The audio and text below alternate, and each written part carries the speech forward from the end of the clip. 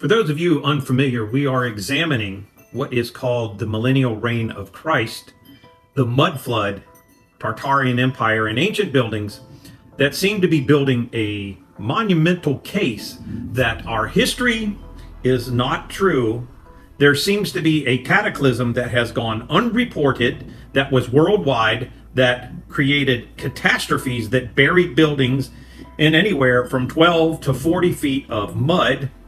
And the historical record that we have received, according to Russian mathematicians, seems to be a repeat of itself. In other words, someone has simply rewritten history and used the same paradigms with different names. Why is our history? Why is possibly the millennial reign of Christ? Why was this cataclysm all hidden from us?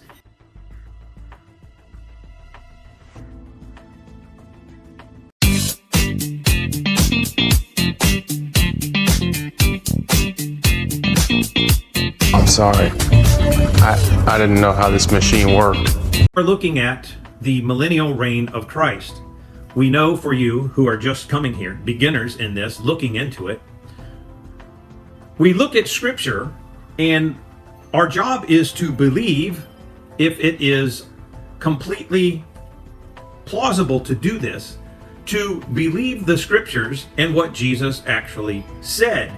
If we do this, Jesus said to those standing there in front of you, some of you will not perish before you see my return. In other words, the return of Christ before the rapture or the millennial reign or whatever things that is said to be nowadays for Christians awaiting to happen, Jesus would have had to lie to those people standing there.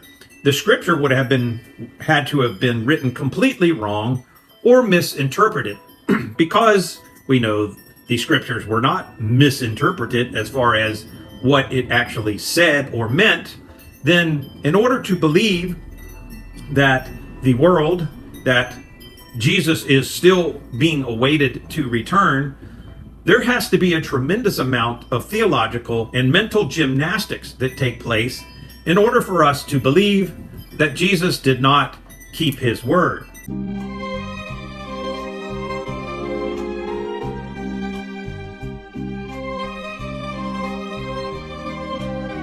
Because we have some weird phenomena going on right now, phenomena that involve strange things that are unexplainable, that seem to match the narrative that Jesus actually returned. And due to the fact that most things we see about our history and even current events that are taking place right now seem to be lies in order to let a certain faction, an elite group, some call a deep state, I call a religion, has deceived everyone into believing that Jesus did not keep his word, that our history is what they gave us in the textbooks, and that we should continue to believe and trust the science. Here is the narrative that is being laid out now for us to believe that Jesus actually kept his word. We know that the writings of Josephus and different people about what occurred to Rome, the sacking of Jerusalem, the terrible things that took place, match the book of Revelations when John wrote about things that would happen, and about Jesus telling about the temple being destroyed and the people being scattered. So these events took place, and there was no writings in the Bible about the building of a third temple. Boy, that escalated quickly. I mean, that really got out of hand fast. It jumped up a notch. It did, didn't it? Let me ask you something. Have you ever seen a headline and thought, there's got to be more to this? Everybody has, and nowadays especially. What if you could dig a little deeper into it and find out stuff nobody's talking about? So here's the deal. I've got this formula I created, and it's been back engineered based off of how, let's say, secret people create scenarios for you to follow. It's kind of like your own personal conspiracy scriptwriter. You take any mainstream story, you plug it in, and boom, it spits out an alternative explanation that's so spot on, you might start to question reality yourself. Now, here's where it gets fun. When you combine it with AI, it's like having a superpower. You can whip up these crazy X-file level theories in just seconds. Use it for blog posts, use it for podcasts, you can use it for videos, or just to mess with your own head. The best part is, it's so good, it might even convince your woke friend. Ha! Maybe. But look, it's all for entertainment, mostly. So if you're curious, if you like to live outside the box, or if you just want to see what they may not want you to see, you can check it out below. It is what we use for most of our alternative theories in our podcast and our videos, because it is the formula that possibly someone uses to pull the wool over the world's eyes. You're going to love this formula. Get it in the link below. You get a video that comes along with the training and proof behind it, as well as your own copy to use to become like Sherlock Holmes for all the things that you question and want answers about. It's a lot of fun, and it answers a lot of serious questions you've been wondering about.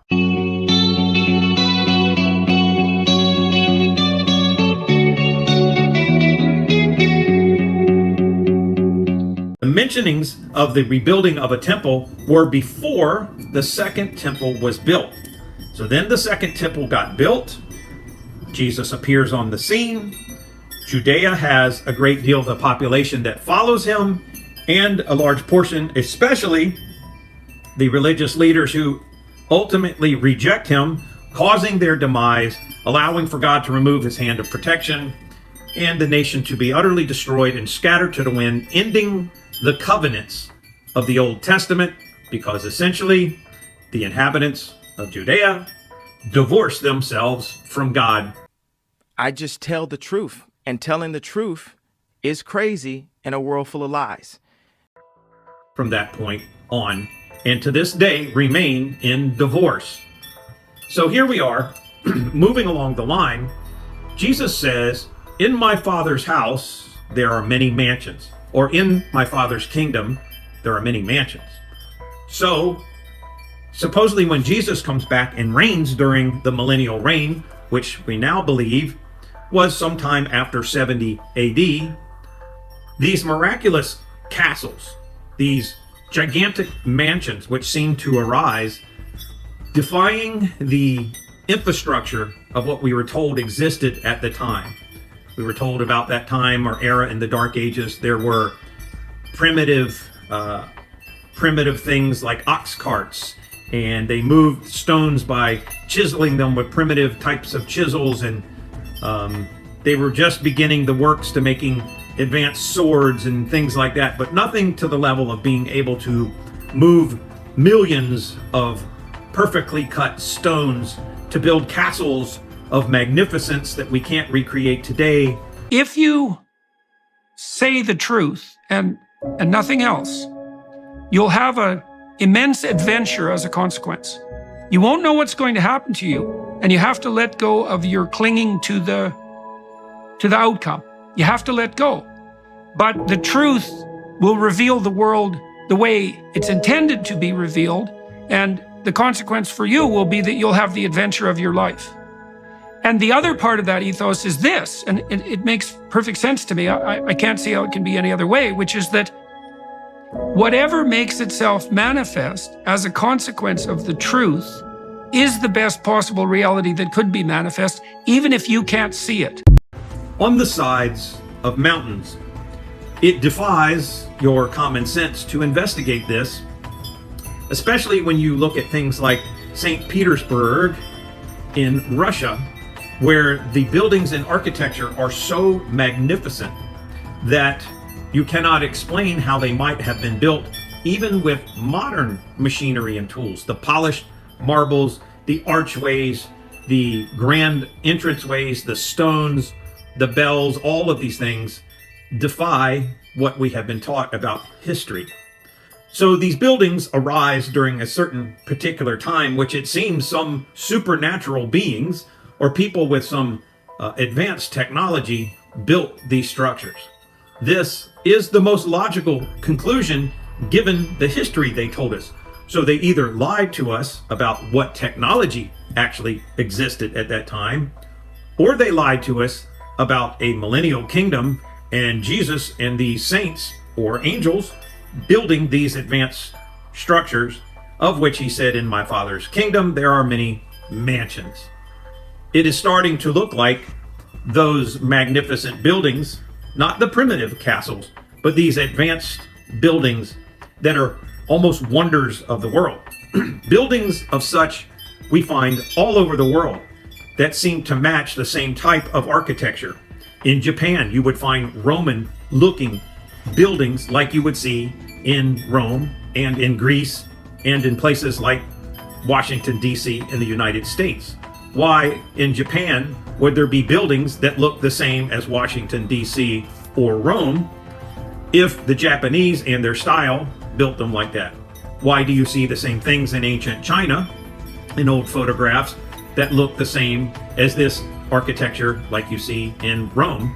It is highly strange that it was built during a primitive time of horses and carts and before the invention of the musket. The infrastructure to build these things, to cut the wood with some kind of saw or axe, to bring them down off the mountains or through the wood on primitive roads with horses. We have seen modern trucks trying to move trees out of the forest with military grade gearing and tires and heavy duty axles and all these things, tip over or get stuck in the mud or have an extremely difficult time getting out of these woods with trees to move. Now imagine mass amounts of trees being moved to build these enormous infrastructure castles, and to cut the wood with exact precision, or to bend the wood into archways, then to move stones and cut stones from quarries and do the same thing. And imagine an animal or even a team of animals trying to move all of these bricks and stones and megalithrically heavy things that dump trucks can't move now through a large area of woods, maybe up or down a mountain, and make it to the site of where one of these castles is being built. I just do not have any more space in my life for things that I have to question. I don't have any more space to question people's intentions, to question people's motives. I have now gotten to the place in my life where it is just this simple. How you show up is how you feel. And I'm going to use the language that you show me through your actions to determine exactly what you are, who you are, and how you feel about me. All without toilets for people, mass amounts of workers and how would the sewage be handled? Who is producing all the food for them to eat once, twice, 3 times a day? Who is giving them, making, carrying, moving water? The amounts of infrastructure to build these things, even on a modern level, is highly advanced to make it work without getting into the tools needed. It becomes ridiculous to think that these castles or these cathedrals, where you're looking at the floors and they directly mimic and look the exact same as a circuit board. You can see pictures of a circuit board on one side and see pictures of the floor of a cathedral with gold or silver inlay running through it that match exactly a circuit board. The statistical probability of the chance of that just happening by random chance is the null probability. Therefore, anybody with a logical mind can conclude this did not happen by a primitive society we were told that exists. Once one lie is told, then you can believe that they are lying about everything else. Next, we move into this phenomena called the mud flood. The mud flood is a worldwide cataclysm that buried these buildings that were supposedly built in the late 1700s, late 1800s through this time period, where they have cornerstones on them or plaques that say founded in 1825. And then later, you find a construction crew comes through and they need to put some piping down, and they dig up the surrounding streets and things next to these buildings, and lo and behold, you find that those little bits of window that were sticking up that you thought were part of a basement were actually an entire window, and there may be even 2 or 3 stories to this building below ground, and the original street was 30 feet to 40 feet below the surface, and there was a doorway down there. We know that dirt and sediment buildup does not work this way. With an ongoing and living civilization existing in it, they do not allow the dirt to continually build up and bury the floors of the building. So what we find is, at some point, someone came in, found that building, they did not build it, and stuck on the corner of it, in order to deceive people, a plaque that says found it. And then they wrote a fake history so that the school children would learn, and the people coming by and visiting would think that someone, they don't know who, built this building in 1845. And then they may even make up an entire history about a fake person who was the builder or owner of this building and how it was constructed and so forth and such. But the fact that it says founded on the side of the building, and it has a cornerstone that was replaced or a plaque that was put on it with the actual doorway 30 feet below the surface with different stories below it, means that it was a purposeful lie, and not only in one city, but every city in the United States, and I would assume Canada and Australia and England, and places like Australia where they have a retarded narrative about slaves being sent there in colonies, and they actually started and built Australia, and we're led to believe they dumped a bunch of prisoners off, and maybe ex-slaves or who knows what, into Australia in certain places, and in 50 years they built cathedrals and cities and had wagons and an infrastructure and all this kind of stuff. And to believe this is insulting to our intelligence, because we are learning a narrative now that was hidden from us for many years, and we know that it only takes 2 generations to erase history and true history and knowledge about things from the public, especially using the modern school system. We are starting to find that because we cannot trust a certain narrative of history, it is extending to every facet that has to do with controlling our narrative about life and where we are, who we are, where we came from, and where we're going. Sometimes people don't want to hear the truth because they don't want their illusions destroyed. These controllers, whoever may have taken over after this catastrophe of a mud flood taking place that is not written of anywhere in history books we can find. How is it that this event that was a worldwide catastrophe remains unreported or talked about?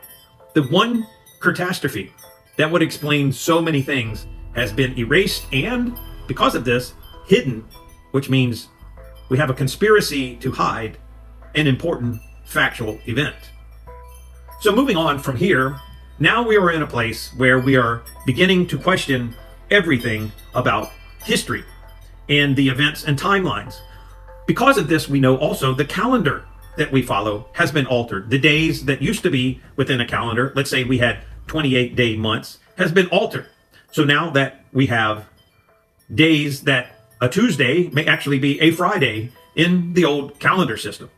The names and dates and times have been shifted. Many people argue with great fervency about worshiping on the Sabbath, and so they fervently try to keep Saturday as their day of worship. However, Saturday may actually be Tuesday now, and they scoff at people who worship on Sunday. Well, it's quite a ridiculous argument. I understand wanting to keep a religious day and wanting to stay close to God, but to fight over this in a way in which you feel superior to others, knowing that the timeline and history and such has been altered, is ridiculous at this point in time. Why have we reached a point where truth is whispered and ignorance is shouted from the rooftops? We live in a time where intelligent voices are being silenced, not because they're wrong, but because they might offend those who refuse to listen. But here's the truth. Silencing wisdom doesn't make the world better. It makes it weaker. It's the brave, the thinkers, and the innovators who push humanity forward, not those who fear being challenged. So don't be afraid to speak up, even when the world tries to quiet you. Your voice has power, and the truth, no matter how uncomfortable, is worth defending. We must break the chains of complacency and dare to be heard, because a world without truth is a world without progress. We must focus on what has happened to all of us, because these events, these factors we are talking about, are real. They are now undeniable, and you can see what the point is of them hiding the information if they in fact know that the millennial reign of Jesus took place, that the saints have now left, and we are in a different timeline in the book of Revelation, and they are trying to hide that as they recreate their source of power and control over the remnant that exists now, which is you and I. And we can see for a fact they want power and control at all cost. Boy, that escalated quickly. I mean, that really got out of hand fast. It jumped up a notch. It did, didn't it? Let me ask you something. Have you ever seen a headline and thought, there's got to be more to this? Everybody has, and nowadays especially. What if you could dig a little deeper into it and find out stuff nobody's talking about? So here's the deal. I've got this formula I created, and it's been back engineered based off of how, let's say, secret people create scenarios for you to follow. It's kind of like your own personal conspiracy scriptwriter. You take any mainstream story, you plug it in, and boom, it spits out an alternative explanation that's so spot on, you might start to question reality yourself. Now here's where it gets fun. When you combine it with AI, it's like having a superpower. You can whip up these crazy X-File level theories in just seconds. Use it for blog posts, use it for podcasts, you can use it for videos, or just to mess with your own head. The best part is, it's so good, it might even convince your woke friend. Ha, maybe. But look, it's all for entertainment, mostly. So if you're curious, if you like to live outside the box, or if you just want to see what they may not want you to see, you can check it out below. It is what we use for most of our alternative theories in our podcast and our videos, because it is the formula that possibly someone uses to pull the wool over the world's eyes. You're going to love this formula. Get it in the link below. You get a video that comes along with the training and proof behind it, as well as your own copy to use to become like Sherlock Holmes for all the things that you question and want answers about. It's a lot of fun, and it answers a lot of serious questions you've been wondering about.